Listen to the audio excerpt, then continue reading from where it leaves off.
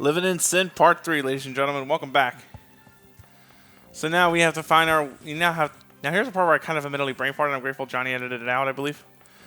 I kind of wandered for a bit here, wondering where the fuck the next step was. And I was like, you know what? Let me just go see the principal. Oh, these hallways. They look exactly the same. It's a school. These are pixies. These are lover classes. They reflect or absorb wind. One of the two are even strong against it. They're also weird. They're also weird in this game and the other one because the only way you can really get a good contract with them in the second game is you got to have the fucking Flamenco de la Passion special, I believe. Sounds like a dish. It does, don't it? I, by the way, love that Tetsuya can do fucking impressions out of fucking nowhere. Yeah, but it's like it's lame impressions. It's no because that came from his mouth. Yeah. I love this one though. Close your eyes.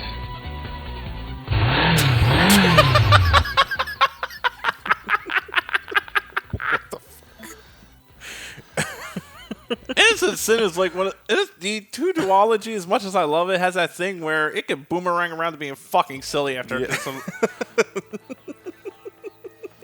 Imagine him just like close your eyes, and he just opens his mouth with a lazy eye, and then it just fucking dolphin noise comes out of his mouth. Johnny. Like I imagine his eyes rotating while he does it too. Just going in circles. Yeah, exactly. I love an animation of that. Oh, who we got here? These are nightmares. I know they look really cute, but all they do is like they're Moon Arcana, so they too focus on sleep and almighty stat. They focus on I think it's mind or nerve magic. One of the two they specialize in. They're like the Devil class, except unlike the Devil class, they're pretty much physically strong against everything but sword and holy. Fortunately for me, however, holy is really good in this game. Anyway, they hit me with illusion. Illusion sucks. Illusion is basically, imagine if your character got hit by 6 sand attacks in Pokemon, and then they followed up with 6 double teams. Oh. Which means you're not hitting anything, essentially. Ray Charles has a better shot at the shooting range than you. Oh my god. Oh, that's gotta suck. Fortunately, I have Patra, which removes it. They're also, like I said before, they're weak to physical ailments. Now, in this game, as I said before, you're probably going to want to focus all your efforts on magic and spell slinging for the persona mutations and all that. There are a few times on occasion where you're going to want to still not completely neglect the physical stats. Ikichi you don't have to worry about because Ikichi always tends to power up his strength stat. One of the things actually I would like to say all Megami Tensei does it. Characters in the Persona series tend to focus their stats toward a particular build so you know what they're going to be. Yeah. Ikichi's the physical fighter, but he actually doesn't really neglect his magic all that much. If anything, he tends to be weak in the agility department. Lisa doesn't completely focus on her strengths as much as she should, though. She tends to focus on her agility and magic and luck. So you have to give her a strength source to give her an additional point to level up her strength stat, because strike is one of the few weaknesses. Strike is one of the few physical weaknesses in the game you're going to want to exploit later on. Okay. And you don't have to worry about that with Ikichi because his guns run off the shot stat, and you're gonna. His guns work off the physical stat, and you're gonna want him for that. So he's pretty much taking care of himself, essentially. Right. This here's Ratatosk. I'm not exactly one for one on every single mythology, so if you want to post that in the comments, hey, knock yourself out. Squirrel Girl. Yeah, Squirrel Girl. Also a real jerk off in one of the Tales of Symphonia 2. Oh, that's a new thing too. In the original PSX version, there were no cut-ins. They would just like circle the demon, utter something, and then blow the monster to fucking hell. Yeah. In this game, in the Persona 2 remakes, they give cut-ins to like how you would go for an all-out attack in the later Persona games. Yeah. So that's you're talking about the character portrait. Yes. Zooming in like that. Yes. Like a flashy Persona combo. Right. Now the thing is though is that the spell properties change between the two games. In Innocent Sin, it's always like medium water damage you're going to inflict with those fusion spells. In Eternal Punishment, the spell power varies depending upon the strength of the spell you use in it, the strength of the persona, the strength of the caster, so they're reliable all the way to the end game. They're like the gels from Tales series games, where it's maybe a 30% heal, but that's 30% constantly throughout your entire game. Yeah, 30% based off your max HP. Right. Okay. So now Michel comes all the way here and naturally falls in love with himself. And here we're hoping like how they're gonna adore him for it, but in reality, the badge he has actually protects him from the curse, apparently, according to rumor. And Lisa's Steam plays. Yeah. Goddamn. One thing I fucking don't like. I even, like I said, it's the technology of the time. Something kind of funny. There's something funny about how the limited animations make this shit look a lot weirder, though. They also got the bug eyes when they look shocked. Right? They're from Final Fantasy 5 and 6. I want to know the story of that portrait on the right over there. That's clearly a developer's headshot. That's a white guy. So basically, now they're all going to be. Now Lisa and Ikichi start going at each other, akin to Kay and Nate and Mark in the first game. That's another Persona trait. They always got two friends butting heads. I fucking love Lisa's theme. And basically, now Lisa calls him the undie boss to make fun of it. And Ikichi, I'm pretty sure, commits outright racism. Because basically, the name of Ginkgo is basically, I think it's like Ging for like silver. Right. Which is like a slammed or white skin, basically, on the Japanese thing, which is kind of actually a really bad insult. Like, compared to two, don't even fucking compare. And that's Maya Amano. Did someone say Ginkgo? I heard of that pill. That's Ginkgo biloba. This here's Maya. She's overly optimistic, highly peppy, I personally love the character for it. This is a remix of Maya's theme, which I personally like. It's more of an electrical jazz to it, but I love the Eternal Punishment theme of it more because it's got like a more chic adult feel to it, which I love. Here they like play up the electric guitar a bit more, but as I said before, they're both really good. And that's Yukino Mayuzumi. You remember Yuki from the first game for all of about 2 parts she was in? Well, somebody thought it was a sin because now she's more of a permanent party member for at least half this game. An innocent sin. And Tadashi lives in eternal punishment for it. Fez. Fuck, I just caught that. Yeah. It's like, well, now you're just saying shit. So basically, as a reporters for Coolest, they're working on the high school rumors here. But eventually, they're like a tabloid for like teen magazines, so naturally they're gonna come here and interview this shit. But it's also like basically a real scoop here because well, you know, you got rumors here of going into fucking school, and we got demons here, so let's find out what the fuck's going on. I think maybe some kind of correlation. By the by, Maya's boss, Uber bitch. Oh, damn. The one with the ostrich hat? Huh? The one. Okay, no. What? So who does she report to? A woman named Mizuno. Yeah. Ornery ass woman. Oh, okay. Very strict. Ornery. Yeah, strict, but not strict because I believe in the value of hard work. Strict as in I fucked a dude, he took my money and bailed on me kind of guy. Okay, so we're talking about more disgruntled than Perry White. Yes. Perry White, nice. Alright, so ultimately, now that we have apparently a lead in with this, we're now going to be stuck with them so that they can try to interview us for the story. Suddenly, zombies. With knives? It's like fucking Walking Dead. And then suddenly a zombie with a gun came. It's like the fucking Walking Dead. Here's the thing, though. They actually have a faint grasp of English. Namely, Joker's orders and eat, kill, eat, kill. Yeah. Which is why I'm grateful zombies don't get words in other games. Because I imagine they can't be thinking of much else other than delicious. What about itchy tasty? No. We do not condone stereotypes. What was that for? School violence is so passe. Yo, zombies. Yeah, with knives. I think we're forgetting the most important thing here. That was a trait carried over from Alan in Persona 1. Actually, she tends to do it in 2 too. Because she's in such love with the chaos around her, she kind of misses the point sometimes. By the way, Vesta changed. In the first game, you might remember as like a giant red scorpion queen monster looking thing. You can hear me, right? My guardian angel. Oh shit, Maya's got it too. Come to me. And Maya is why Holy rocks in this game. Or rather, the tutorial for Maya. The workings of the But I know, that seems like a low ball effort here. Maya. Yeah, I was going to say, it's like, oh, there's a persona named Maya. And it comes back to bite us in the ass. Oh, okay. In the meanwhile, though, let's just enjoy the Holy Magic. Holy Magic is now straight up instant kill on anything weak to light or dark. Really? Yeah. There's not even it's not even percentage based, it's just guaranteed. It is percentage based, but the odds are heavily in your favor if you hit the weakness. Okay. By stark contrast, however, it's also heavily against you if you're weak to it too. Oh, okay, so 2 ways. By the by, Vesta went from red scorpion queen to motorcycle lady. Sure, it's a unicycle. She really liked that unicycle game in the 90s. As you might or might not remember, she is Vesta is Empress Arcana and Maya is Moon. Maya focuses on her agility, so give her a strength source if you can to boost up her gun attack power. But since Ikichi's likely handling that too, you don't need to worry about that. If anything, I think I give her the vitality source if I ever find it. Yeah. This is a theme I love to death. It's just got like that melancholy, beautiful beauty to youth too. And the kids are crying. Come on now, wasn't that scary? They were zombies. With knives. Like a hug from my mom. Okay, yeah, but this is like an odd thing. Even Tatsuya's got a feeling for it too if he ever emoted. What happened? Why did it suddenly get a sudden rush of emotions? We'll find out later. Okay. But Maya feels it too. Not to the point of tears, but it is nostalgia.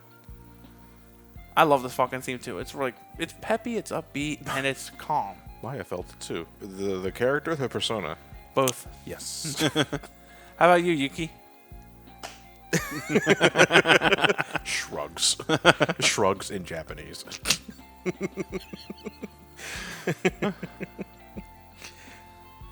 Turns out, I think Yuki was the one who taught Maya that. Basically, they would go back to the Persona game that they played in. Okay, it was 3 years since then. My fault. Is she talking about the first game? Yes. Okay. Persona game. There's a board game? Live on Philemon paid $2,000. So basically, none of us ever played the game. So how do we have it? I don't think it's actually limited to a board game. It's just something that happens in this world. Possibly. But we'll save the origin stories for later and focus on where to go from here. I do love this theme, though. I can't stress it enough. I love that fucking theme. So now that we're chasing Joker and they're chasing Joker, let's all chase the Joker. Give me one hell of a scoop. Who knows? 5 are better than 3. And Yukino's coming along because fuck it, she didn't get enough screen time in 1.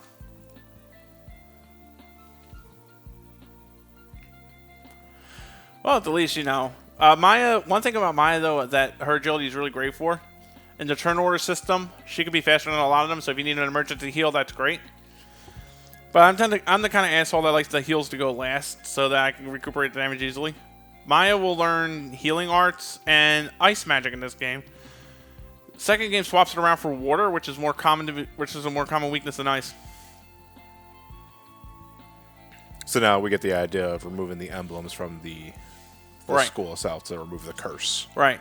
Because it's all part. See, that's the kind of thing I like about it. Because with rumors, you have the leeway. You have the leeway because it's part of it. That too becomes a gameplay mechanic. Yeah, it has to come with a weakness. Right, but there's also, like I said, what you said there becomes a part of a mechanic. There's also about the unsubtlety, the unsure factor of rumors. Yeah.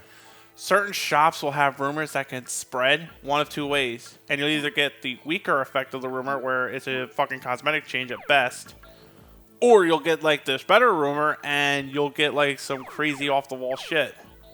Demons also will spread rumors, too, but that's later. Can I just say that character design-wise, pretty much everyone we've seen so far is really subdued. Why does Maya have the heart tassels on her chest? That's Maya's thing. Yeah, no, it pops. It does. Which makes the question, what the fuck Maya's really wearing to begin with? A one-piece romper? I mean, I love the brown jacket and all. The heart tassels fuck everything up. Yeah. Maybe there's zippers and get pockets. Yukino looks cool, though. Oh yeah, I love Lukinu's design. I love the shoulder cuffs and the hat. I think it's a beanie. The beanies. No, it is a hat. Yeah, it's a hat because it has a. Yeah, oh wait, you're right. It is a hat, but is it one of those? Oh God, don't tell me it's one of those trashy ass Italian Dego hats. I don't know. By the by, Maya has no means to defend herself, so Ikichi whips out a rock reference.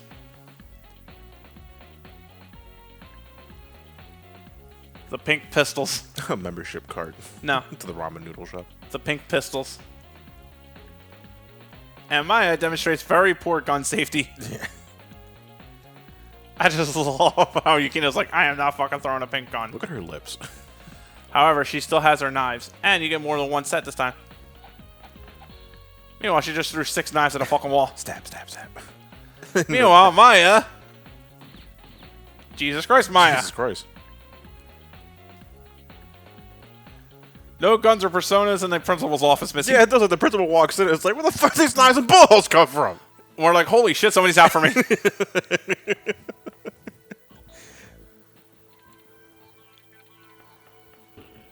So now let's get a mosey on, and we're gonna go emblem hunting. How many emblems are in the dungeon? There's most classrooms you can enter in, each of them have a clock. So whatever room you can go into, you're most likely gonna find a clock, and you're gonna smash it. Is his face covered? Yes. Like, Thanks, I heard Kenny. him wearing the surgical mask, but this guy's just going off fucking mummy.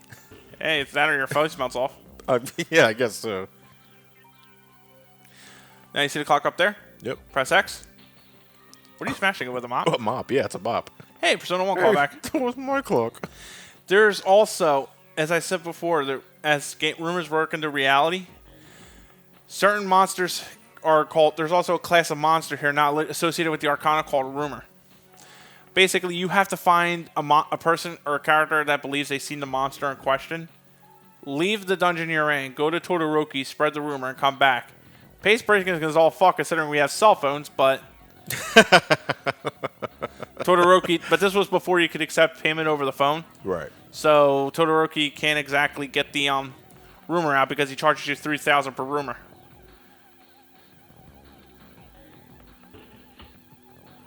And I just sort of I felt whip that. you in a beauty contest. So easy because she's wearing a mummy mask. Exactly. And I have the foreign appeal of a white woman. The comical thing is, though, is that ironically enough, in Japanese culture, black people are actually the real celebrities there. And I hate to make it sound weird, but I got no other way to express it. It's like a very rare commodity to them over there. Like, they've never seen them before. So it's like, when they go over there, they're treated with high respect usually. If anything, I think that would be the most interesting, well, interesting in quotes, depending on, on the individual, is the culture clash and learning how to... Notice Maya's face. Arson? Maya, and admittedly, I'm surprised that it thankfully didn't come up because it would have been a pain in the ass to have Maya scream every time it happens. Myra. Myra. Maya is a pyrophobe. She hates fire. Oh, yeah. So, needless to say, my character being associated with fire and the sun is in really poor taste. I'm about to just really flash your attack. Close your eyes, Maya. Will do. Because you always have to make that sound when he does that. Yeah, just go with it, okay? It's either that or we gotta talk to the toilet again. I fucking missed that in the first game. The toilet monster. There's an evil... can you imagine trying to talk about that shit to these kids? Back in the day, we fought an evil toilet. It hula danced, it exploded, and it hit me with dark magic. Listen, we have a total of 5 characters in the damn party right now. Yeah. Like, holy shit. Because this one team was like, well, this is fucking fair. What's up with this 5-on-1 garbage? Can we talk? Oh, yes, that's also... Now, this is admittedly what I'm about to do here, I think, with this character, or rather with this demon. It's something that I wish that Eternal Punishment did, too, to a degree. You get a lot of rare shit from them. The item quality drops are much better in Innocent Sin than Eternal Punishment, so I'll give the props where I can. Close your eyes. Sure. You do that so well. Fucking make a pact. I just want to hear you. I want to hear you do Henry Kissinger next. A little detail, though, I wanted to call attention to. Well, I wanted if it was intentional or not. The demon asked you after your first impression to do it again. Right. So if you were to do something immediately after that was different, would it make it angry? No. Okay. But as I said before, in the hard mode, when it comes to the negotiation, it's not exactly a foolproof science. Right. So you could the same action you do before that made it happy before, would just piss it off the second time around. I think it depends upon the monster's disposition, the moon phase, and also what gender. Yes, if a woman does it, they may get the praise. If a man does it, they may get angry about it. Fucking backward shit, MRE. Anyway, here. Wait, the name of the curse, the name of the high school is Cuss. It's a shorthand. It's kind of a little on the nose. The Cuss High School gets cursed. Yeah, totally. It's a shorthand for it. It also, ironically enough, I think there's something about Kasugiyama High that roughly translates, or Kasugiyama, or something about Kasu roughly translates to shit. It translates to this school is going to blow up. No, it's shit high. Yeah, just shit high. That sounds like the nickname of a rivaling high school would give. Don't it? Especially in like one of those 70s movies. Anyway, he's wondering about Hanakoji. He would like to actually see Hanakoji again. Hanakoji is too embarrassed to be seen by him. Different reason than you think it is. They were exes who dated in grade school. They broke up. Ikichi doesn't want to remember why they broke up, and Hanakoji remembers why and doesn't fucking want to recall that either. It's very high school drama-ish, but it is a very good motivation, so I can understand that. Are we also in high school? So it kind of makes sense. Yeah. So She's happy for Ikichi. And this guy here is trying to talk, but he constantly stutters over the fact that his mouth probably melted off. maybe, yeah. Maybe it's the mask. Smoking. Oh, fuck me. Mask. Yo, that shit could work in Persona, yo. I'll be damned if Jim Carrey's The Mask went into Young in Psychology, but fuck it, I'll take it. Stanley Ipkiss' persona is the mask character. I like that, yeah. Just put Stanley Ipkiss in a persona art style and just have the mask above him. Right? With in his like, yellow tux in the hat. Smoking. Yeah. I was going earlier point I wanted to make though. When you negotiate with demons, they will drop things like accessories or spell cards for you. You're gonna want the ones that do spell cards. Spell cards are a pain in the ass in this game to get in comparison to Persona 2, or rather Eternal Punishment. Yeah. Eternal Punishment, what you have to do is you get one spell card from either dungeon or from demon negotiation. Then you, or return it from a persona. Then you could take it to the time count and he'll replicate it once you spread the rumor. And then you could buy the spell card at the cost of roughly an arm and a leg at that point in the game. Here, you have to essentially get them from the demons every time. And hope like hell they're going to draw, and hope like hell you win it from them. Or, God forbid, it's a rare drop. If it's a rare drop, you better have a police glove or two equipped or you're shit out of luck. I like the Eternal Punishment method better because I can at least go and buy them at my own leisure if I had the money. That's a stiff fucking mop if it shatters an emblem like that. You ever get whacked by a mop? I got whacked by a mop stick. Exactly. But it's like he's using the front end of the mop. Oh, Like wow. the bristles itself is what's shattering the emblem. It's like that mop hasn't been used in centuries. And here we have Poltergeist again. Now, as I said before, now here's the thing. Certain contacts open up later in the game. Right about now, but certain characters have dual contacts. This wasn't in Persona 1. Where basically you select two characters and they can have a special dialogue with each other. Innocent Sin is the only game where you can actually lose dialogue options. Lose. Basically, for example, I'm going to use an example here. Lisa tells Tatsuya she loves him. Tatsuya replies, "You look like a foot."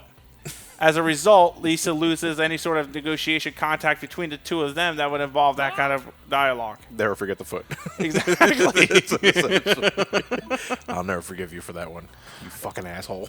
Now the only thing I don't like about the pack system is you can only hold 3 at a time. Oh. That for me is like such a fucking crutch. It's like, so my playstyle is kind of weird and like I'll go after as many packs as I can, but at the same exact time frame, I'll keep the ones I really want and I'll throw out the rest because to me all of them give the same amount of free to row anyway, so I don't really care. 3 is company, 4 is a crowd. Right. Unless you're in an orgy. That's the whole point. 3's company, fuck. I've seen that porn parody, by the way. Nah, I'll pass. Now, by the by, Starring John Clitter. John.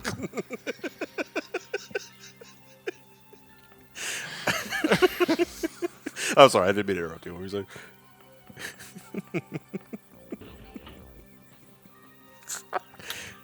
I now have an image of John Ritter, just but his face replaced as a cunt. That's a clit. There's a monster. There's a rumor I'm looking for. I wasted a lot of time trying to find it. I hope like heck we get most of it out. But basically, there's a rumor you have to find for Hanako, which is one of the toilet demons. And the one thing about rumor demons is the time frame is strict with them. Spread the rumor there in the dungeon you're in, because Innocent Sin and Eternal Punishment dungeons, like most of the Persona dungeons actually, are a case of once you're done, you're done. You don't go back ever, usually. So whatever you got to get done, you get done there. Yeah, I don't believe I start cutting until later down the road because you are actively destroying emblems. Right. So you got to show that off. That's part of the dungeon quest. Of course. Now, at some point, I do get lost. Yeah, at some point you do start wandering around. I do catch it. Thank you, because I was sitting here wondering, there's a part of this where I fucking missed it. Yeah. And if just to go a little into that, because I know a lot of you are, I know we're part 3 into this. I should have run this in part 1.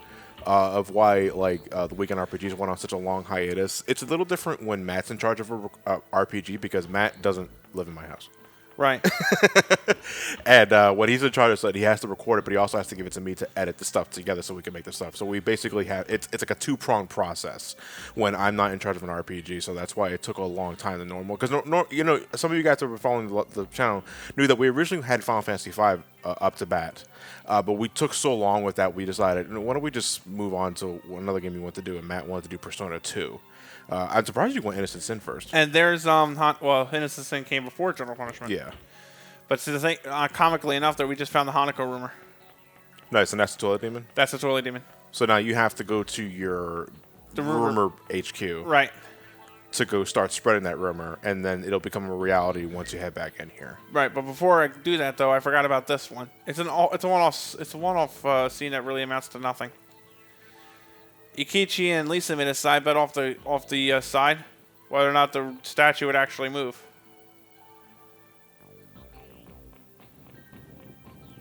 And it's moving. Oh. And it does nothing. It just paces. It just moves. What the fuck? Yep, it's just pacing around the Naruto stone. Or the Boruto Dad stone. What's it doing? It's just pacing. Just pacing? Yep. It's moving. And that settles it. They were just gonna... It's just so casual how they fucking handle it too, which I love. Better than that whole have at the bullshit. And Ikichi's out 3,000 yen. Who did he bet against? Lisa. Oh boy. Was the moving statue part of the rumor? Okay, yeah, that's what it was. I think they just spread that just to run a test. What a stupid fucking rumor. The statue comes to life and just walks circles around the stone. Right? But if it got her 3,000 yen, I don't think she really cares. Exactly. The credibility of the rumor. Hee hee. Too bad, Ikichi. Ikichi thinks of something racist, says the thought bubble. Oh,